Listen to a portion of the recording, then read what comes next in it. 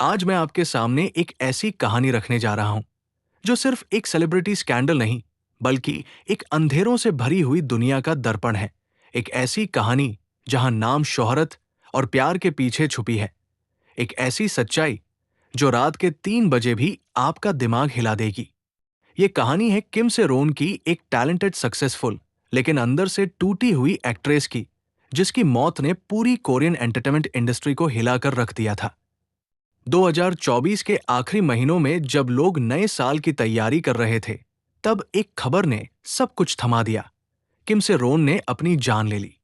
और इस बार ये सिर्फ एक और सेलिब्रिटी सुसाइड नहीं थी।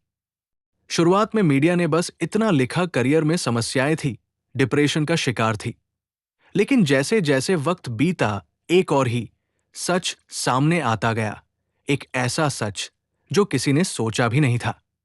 किम से रोन के परिवार ने एक बयान दिया कि उनकी बेटी एक बहुत बड़े मानसिक टॉर्चर का शिकार थी।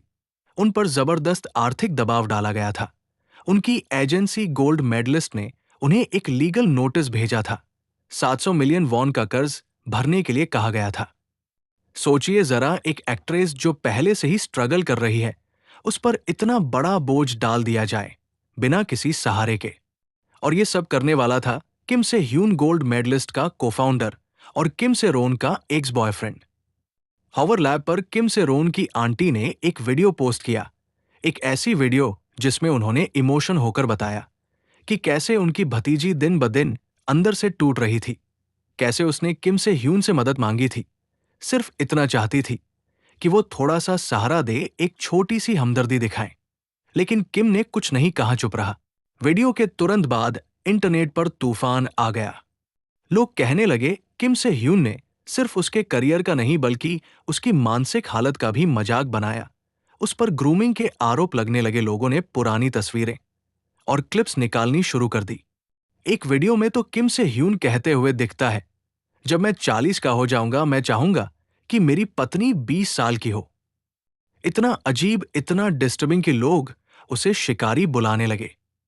और तब लोगों को याद आया एक पुरानी फोटो। किम से रोन सिर्फ 16 साल की थी और किम से ह्यून के साथ दिख रही थी। उनकी एजेंसी कह रही थी कि उनका रिश्ता 2019 में शुरू हुआ था, जब से रोन 19 की थी।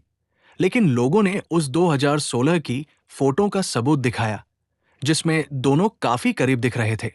जब किम से रोन ने किम से ह्यून को मैसेज किया था, उसने लिखा था, प्लीज मुझे मदद चाहिए, मैं अकेली हूं। लेकिन किम ने मैसेज पढ़कर भी अनदेखा कर दिया। गोल्ड मेडलिस्ट का कहना था कि लीगल नोटिस बस एक फॉर्मेलिटी थी। लेकिन क्या फॉर्मेलिटी का मतलब यह होता है कि आप किसी इंसान को घबराहट में डाल दें? क्या यह प्रोफेशनल था? क्या यह इंसानियत थी? पब्लिक ने इस बात का जवाब गुस्से में दिया। लोग किम से ह्यून को इंस्टाग्राम पर अनफॉलो करने लगे। उसके ब्रांड्स और एंडोर्समेंट्स रद्द होने लगे। प्राडा, ईडर जैसे बड़े ब्रांड्स ने उसे अपना चेहरा बनाना बंद कर दिया। लेकिन कहानी अभी खत्म नहीं हुई थी। किम से रोन की मौत के बाद एक फोटो वायरल होने लगी। एक ऐसी फोटो जो किसी प्रेस रिलीज में नहीं थी, किसी मीडिया एजेंसी के पास भी नहीं। ये फोटो किम से रोन की मौत से सिर्फ एक दिन पहले की थी। फोटो में किम से रोन अपने रूम के कोने में बैठी थी, आंखों में आंसू, हाथों में फोन, और उसके सामने एक डायरी खुली थी। उस फोटो के नीचे लिखा था, तुम सबने मुझे सिर्फ एक स्टोरी बना दिया, लेकिन मैं इंसान थी। किसने ली थी ये फोटो? कैसे लीक हुई? क्या किसी ने उसके आखिरी पल रिकॉर्ड किए थे? इंटरनेट पर थ्योरीज का सिलसिला शुरू हो गया। कुछ लोगों ने कहा यह गोल्ड मेडलिस्ट की इंटरनल फाइल थी जो किसी एम्प्लॉय ने लीक की। कुछ ने कहा यह हॉवर लैब का काम है, जिन्होंने सबसे पहले ये इमेज दिखाई। और कुछ लोग और भी आगे बढ़ गए। उन्होंने कहा यह सुसाइड नहीं थी, यह प्लान किया गया था। हॉवर लैब ने एक और शॉकिंग बात का खुलासा किया। किम से रोन ने अपने आखिरी हफ्ते में कई बार अपने सोशल मीडिया पासवर्ड बदले थे। उसने अपनी फ्रेंड्स लिस्ट से कई लोगों को हटा दिया था। उसने एक यूएसबी चिप कोरियर की थी किसी अनजान पते पर, और सबसे खास, उसकी डायरी के आखिरी पेज पर लिखा था, मुझे मरना नहीं था, मुझे सुना जाना था। ये लाइन किसी ने कभी पब्लिक में नहीं पढ़ी थी।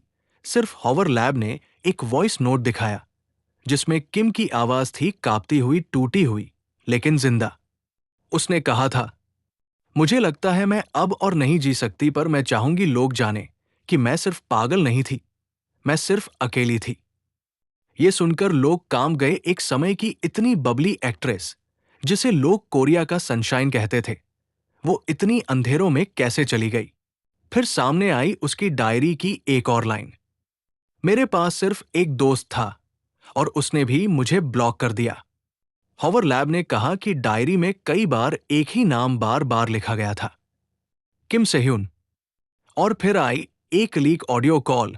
इसमें किम सेरोन अपनी आंटी से कह रही थी, उन्होंने मुझे मेंटली अब्यूज किया जब मैंने उनसे कहा कि मैं थक गई हूं। उन्होंने कहा ड्रामा मत करो, तुम एक्ट्रेस हो। यह सुनकर आप समझ सकते हैं कि किस तरह का टॉर्चर वो झेल रही थी। जब एक इंसान सिर्फ सपोर्ट मांगे और बदले में तमाशा बन जाए, तो उसके पास रास्ता क्या बचता है। पर यहां तक कहानी सिर्फ एक हार्ट ब्रेक थी। अब यहां से कहानी बनती है एक साइकोलॉजिकल गेम। क्योंकि हॉवर लैब ने जो अगला सबूत दिया वो सिर्फ शॉकिंग नहीं था, वो रूह कंपा देने वाला था। एक सीसीटीवी फुटेज, तारीख किम से रोन की मौत से एक दिन पहले, लोकेशन एक बेसमेंट गैराज। उस फुटेज में किम से रोन अपनी कार से उतर रही थी और किसी से मिलने जा रही थी। उस दूसरे आदमी का चेहरा ब्लर था, लेकिन उसकी हाइट, शरीर का बनावट और चलने का तरीका सब कुछ मैच करता था किम से ह्यून से। उसी रात किम से रोन ने अपनी आंटी को कॉल किया था। सिर्फ एक लाइन बोली थी, मैं उससे मिलकर आई हूं, अब मैं थक गई हूं। उसके बाद खामोशी। पुलिस ने कभी उस बंदे का नाम ऑफिशियली डिक्लेयर नहीं किया, लेकिन नेटिजन्स ने वॉइस मैच कर लिया। और अब पूरे साउथ कोरिया में एक ही सवाल गूंज रहा है, किम सेह्यून, क्या तुमने उसे अकेला छोड़ दिया या उसे धक्का दिया? उस रात के बाद जब सीसीटीवी फुटेज लीक हुई, पूरा इंटरनेट एक ही आवाज में चिल्लाने लगा, इन्वेस्टिगेशन दोबारा खोलो। के pop fans, mental health advocates और यूथ एक्टिविस्ट्स सबने मिलकर एक डिजिटल मूवमेंट छेड़ दिया, जस्टिस फॉर सेरोन। कुछ लोगों के लिए यह सिर्फ एक केस था, पर कई लोगों के लिए यह एक चेतावनी थी। एक ऐसा सिस्टम जो एक बबली लड़की को एक ट्रबल्ड शैडो में बदल देता है। तभी एक दिन हॉवर लैब ने एक और धमाका किया। उन्होंने वो यूएसबी चिप पब्लिक कर दी जो किम सेरोन ने अपने आखिरी हफ्ते में भेजी थी। उसमें था एक वीडियो मैसेज। किम बेड पर बैठी थी, आंखों में आंसू, लेकिन आवाज में सच्चाई थी। उसने कहा, मैं अब ज्यादा नहीं जी पाऊंगी, लेकिन मैं ये छोड़ के जा रही हूं ताकि लोग समझें कि मेरी कहानी कोई फेयरटेल नहीं थी। जब मैं इंडस्ट्री में आई, सबने मुझे प्यार दिया, पर जब मैंने गलती की, सबने मुझे छोड़ दिया। मैंने सीखा, लोग तुमसे प्यार नहीं करते, वो तुम्हारी इमेज से करते हैं। जब इमेज टूट जाए तो तुम सिर्फ एक जोक बन जाते हो। उस वीडियो में उसने कई लोगों के नाम भी लिए, उन प्रोड्यूसर्स के जिन्होंने उसे एक्सप्लॉइट किया, उसके स्ट्रगल्स को डाउनप्ले किया और उसके पेन को पब्लिक ड्रामा कहा। वो लोग अब तक सेफ थे, पर इस वीडियो के बाद उनका नाम, उनका चेहरा सब एक्सपोज हो गया। और फिर एक ऐसा मोमेंट आया जहां सच ने मीडिया पर जीत हासिल की। गवर्नमेंट को दबाव में आकर केस रीओपन करना पड़ा। किम से ह्यून से पूछताछ हुई। उसने कबूल किया कि उस रात दोनों मिले थे।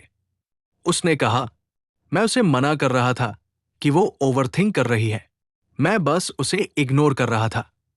इग्नोर, एक इंसान जो टूट रहा है और उसका इकलौता दोस्त उसे इग्नोर कर रहा है। किम से रोन की डायरी के एक पेज पर लिखा था, क्या मैं सिर्फ तब मैटर करती हूं जब मैं स्क्रीन पर दिखती हूं, रियल लाइफ में मैं कोई नहीं हूं। ये लाइन पूरे कोरिया में ग्राफिटी बन गई। दीवारों पर लिखा गया, मैं भी रियल लाइफ में मैटर करता हूं। हजारों फैंस ने कैंडल मार्चेस किए, एक पब्लिक म्यूरल बनाया गया। किम से रोन की स्माइल के साथ लिखा गया, तुम सिर्फ एक एक्ट्रेस नहीं थी, तुम एक आवाज थी। उसकी मौत के कुछ महीनों बाद एक फाउंडेशन शुरू हुई, से रोन मेंटल हेल्थ ट्रस्ट, जिसका मिशन था यंग एक्टर्स को इमोशनल सपोर्ट देना बिना किसी जजमेंट के। और सबसे इमोशनल मोमेंट, उसकी छोटी बहन ने एक इंटरव्यू में कहा, दीदी हमेशा कहती थी जब मैं मर जाऊंगी ना तब सब मुझे सीरियसली लेंगे। शायद वो ठीक थी, पर मैं चाहती हूं दुनिया उसे याद करे एक स्ट्रांग इंसान के रूप में, ना कि सिर्फ एक ट्रेजेडी के रूप में। कहानी यही खत्म नहीं होती। ये कहानी एक आईने की तरह है जिसमें हम सबको अपना चेहरा देखना चाहिए। कभी किसी के दर्द को जोक मत समझो, कभी किसी के आंसुओं पर ड्रामा का टैग मत लगाओ। हर इंसान के पीछे एक कहानी होती है और हर कहानी का एंडिंग उसके कंट्रोल में नहीं होता। अगर आपको ये कहानी छू गई तो कमेंट जरूर करें। क्या आप चाहते हैं अगला एपिसोड किसी और सेलिब्रिटी की डार्क रियलिटी पर हो या फिर किसी हॉन्टेड फिल्म सेट के ऊपर? नीचे लिखिए नेक्स्ट किस टॉपिक पे चाहते हो। और हां, अगर आप नए हैं तो चैनल को सब्सक्राइब करें और इस आवाज का हिस्सा बनिए जो सिर्फ रात में नहीं, दर्द में भी बोलती है। मैं हूं 3AM वॉइस और मैं वापस लौटूंगा एक नए सच के साथ। तब तक याद रखो, सच छुपाया जा सकता है लेकिन उसकी गूंज हमेशा जिंदा रहती है। Subscribe to my channel.